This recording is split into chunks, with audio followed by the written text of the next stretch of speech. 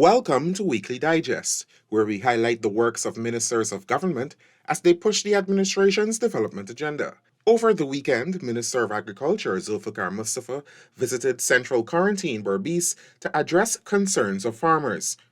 The minister told them that government will support them to reduce the cost of production. We are interested that the farmers must ensure that they get the support from the government to bring down the cost of production.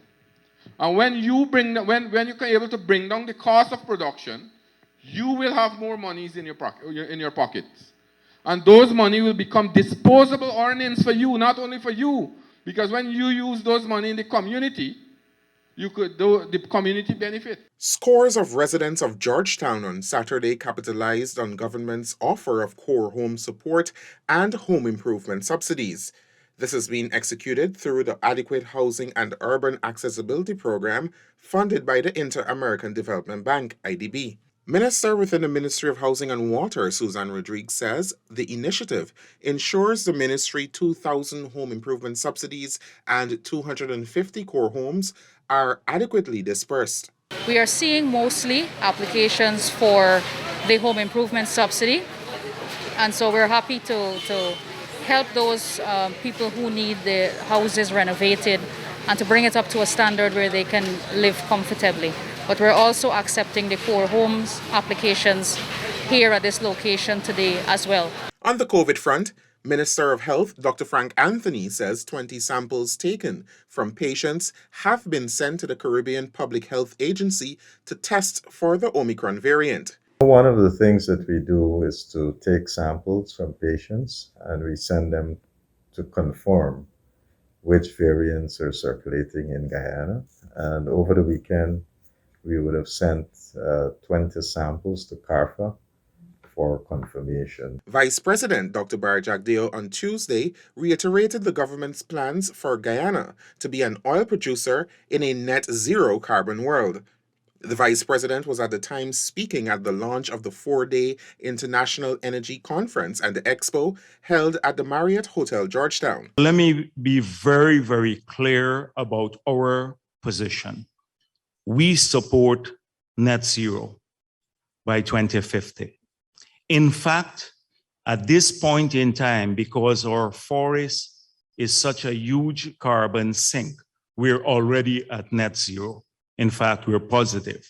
Net Zero 2050 report, launched by the International Energy Agency, outlines a scenario in which the world could achieve the global climate target in a manner that prevents the world from overheating. Dr. Jagdeo explained that Guyana's net carbon effect is so significant that it equates to the combined emissions of Norway, Sweden, and Denmark. And even with us producing 1 million barrels of oil per day, with all the emissions using current technology, we will still be net zero because of the nature of our forests and the carbon sink, which the president spoke about, 19 gigatons storage and an annual emission. Also at the Energy Conference, Minister within the Ministry of Public Works, Deodat Indar, says Guyana's local content law gives Guyanese an advantage in the oil and gas sector. The legislation that is now in place will give Guyanese literally a fighting chance. That is what it does.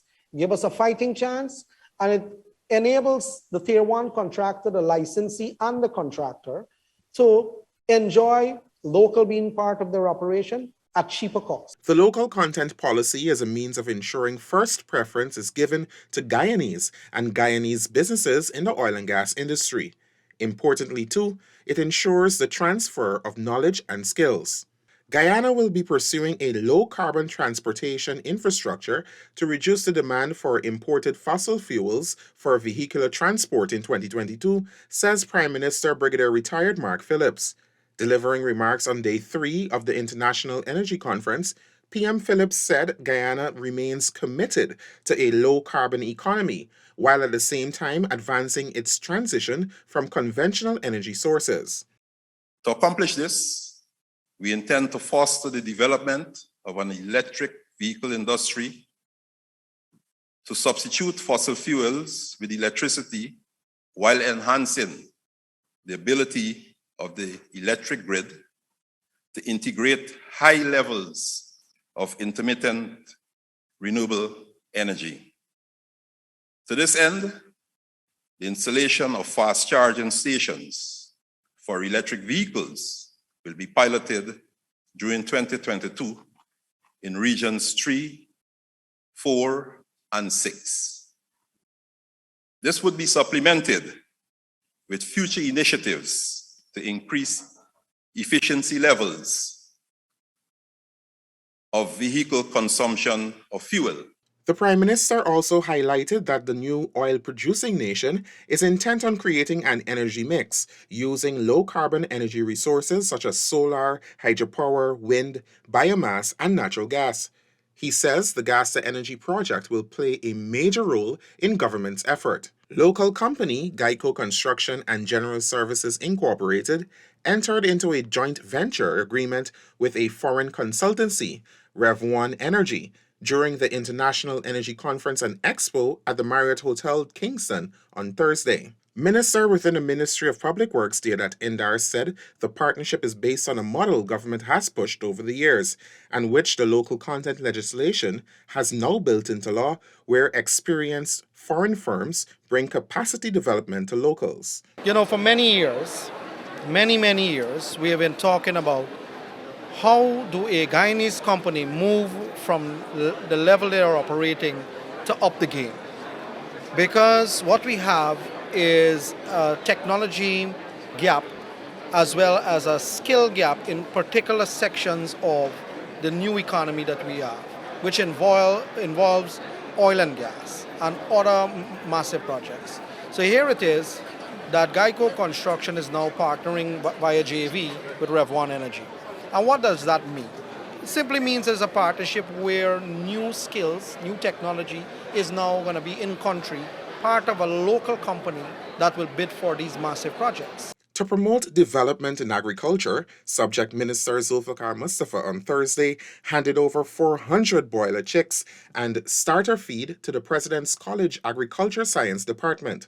Minister Mustafa says government has been working aggressively to develop the agri-sector. I'm happy to make this simple donation to the President's College.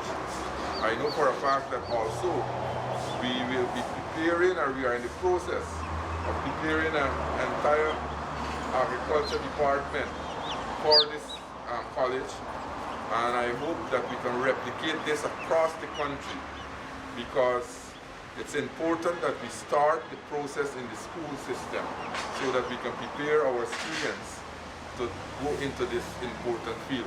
Minister Mustafa also said that he hopes the resources would aid in the students seeing greater CSEC results.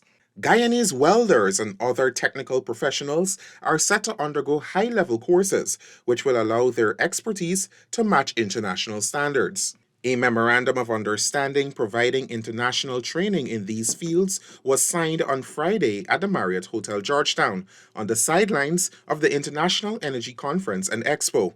The agreement was inked between the Ministry of Labor's Board of Industrial Training, BIT, Geico, and Meyer Group of Companies. The technical people will continue this conversation. At the level of policy, I know what the government is seeking to do. And therefore, every opportunity that we have, that we can expose our people to the highest type of training to participate in the industry, I, as Minister of Labor and the Board of Industrial Training, we will take those opportunities to ensure that we can together develop this country of ours. United States Ambassador to Guyana, Sarah Ann Lynch, also witnessed the ceremony. As Mashramani nears, persons attending events are being cautioned against complacency and are being reminded that the country is still dealing with the pandemic.